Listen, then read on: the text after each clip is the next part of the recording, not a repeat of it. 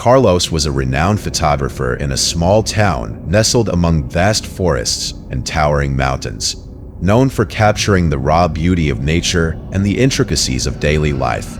His photographs had gained recognition far and wide. His passion for photography often led him to explore remote areas in search of unique perspectives.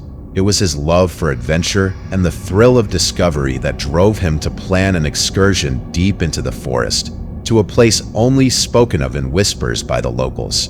It was a chilly autumn morning when Carlos packed his gear and set off.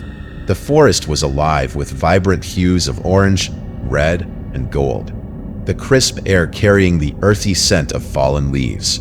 As the sunlight filtered through the trees, Carlos was in his element, snapping photos that he felt were some of his best work. Hours passed, and as the sun dipped lower, casting long shadows across the forest floor, Carlos decided to head back. He was eager to review his shots, certain they would be breathtaking. Later that evening, seated at his desk with a hot cup of coffee, Carlos began transferring the day's photos to his computer. The first few images filled him with pride. The compositions were perfect, the lighting impeccable. But as he scrolled through the gallery, his excitement turned to confusion. In one of the photos, tucked into the corner, was the faint outline of a face. Carlos squinted at the screen, trying to discern if it was merely a play of shadows or perhaps a trick of the light. He brushed it off and moved to the next photo. There it was again. This time, the face was clearer, its features more defined. It was a man middle-aged, with sunken eyes and an expression so cold it sent a shiver down Carlos's spine. The more photos he reviewed, the closer the man seemed to be to the camera. By the final images, the man's face dominated the frame, as if he had been standing just inches away. Carlos leaned back in his chair, his heart pounding. He was certain he hadn't seen anyone in the forest that day. Was it possible someone had been following him without his knowledge? And if so, why? Unease settled over him, a gnawing sensation that something wasn't right. He decided he was too tired to think clearly and would revisit the photos in the morning. That night, sleep eluded Carlos. Every time he closed his eyes, he saw the man's face, his piercing gaze etched into Carlos's mind. Tossing and turning, he finally fell into a restless sleep, plagued by vivid nightmares. In them, the man wasn't just in his photos. He was there, standing in the corner of Carlos's room, watching.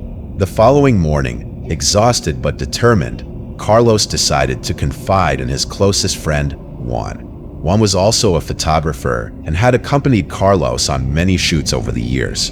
When Carlos showed him the photos, Juan's reaction was a mix of disbelief and concern. "This isn't normal," Juan said, scrolling through the images. "We need to go back to where you took these. Maybe there's an explanation, something we missed." Carlos hesitated but agreed. Later that afternoon, the two packed their cameras and drove to the forest. The atmosphere felt different this time. The vibrant colors seemed muted, the rustling leaves louder, as though the forest itself was aware of their presence. They arrived at the location where Carlos had taken most of his photos, but there was no sign of anyone or anything out of the ordinary. As the sun began to set, casting an eerie glow over the trees, one suggested they wait a little longer. Carlos was uneasy, every sound making him jump. Just as they were about to pack up and leave, they heard it, a faint rustling in the bushes. Both men froze, their eyes scanning the shadows. Then they saw him.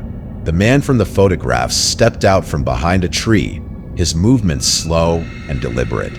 His face was even more unsettling in person, his sunken eyes seeming to glow in the dim light. He didn't say a word, didn't make any gestures, he simply stared. "Hey," one called out, his voice trembling. "Who are you? What do you want?" The man didn't respond. Instead, he turned and began walking deeper into the forest, his figure fading into the growing darkness.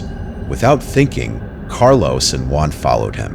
Their footsteps crunched loudly on the forest floor, the sound seeming to echo in the stillness. The man moved with an unnatural grace, always just out of reach. Eventually, they came upon an old cabin hidden among the trees. It was decrepit, its wooden walls covered in moss and vines. The windows were shattered, the doors slightly ajar. Carlos felt a chill run down his spine as they approached. Something about the cabin felt wrong, like it didn't belong in this world. Against their better judgment, they entered. The air inside was damp and heavy, carrying a faint metallic scent. A single table stood in the center of the room, its surface cluttered with photographs. Carlos's stomach churned as he recognized the images. They were his, photos he hadn't taken. Each one showed the man, his face closer and more distorted with every shot. "What the hell is this?"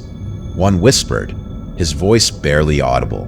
Before Carlos could respond, the cabin door slammed shut. The sound echoed, followed by a chilling silence.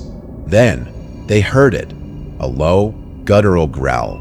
They turned to see the man standing in the corner, his eyes glowing faintly in the dim light. "You shouldn't have come here," he said, his voice low and raspy. Carlos felt paralyzed with fear. His instincts screamed at him to run, but his body refused to move. The man stepped closer, his presence oppressive. The air seemed to grow colder with each step he took. "What do you want?" Carlos managed to choke out.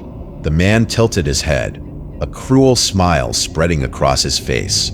"I'll always be here," he said, "watching you. You can't escape me."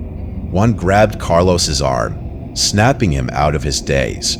Together, they bolted for the door, shoving it open and sprinting into the forest. They didn't stop running until they reached their car. Only when they were back on the main road did they feel safe enough to speak. "What the hell was that?" one asked, his voice shaking.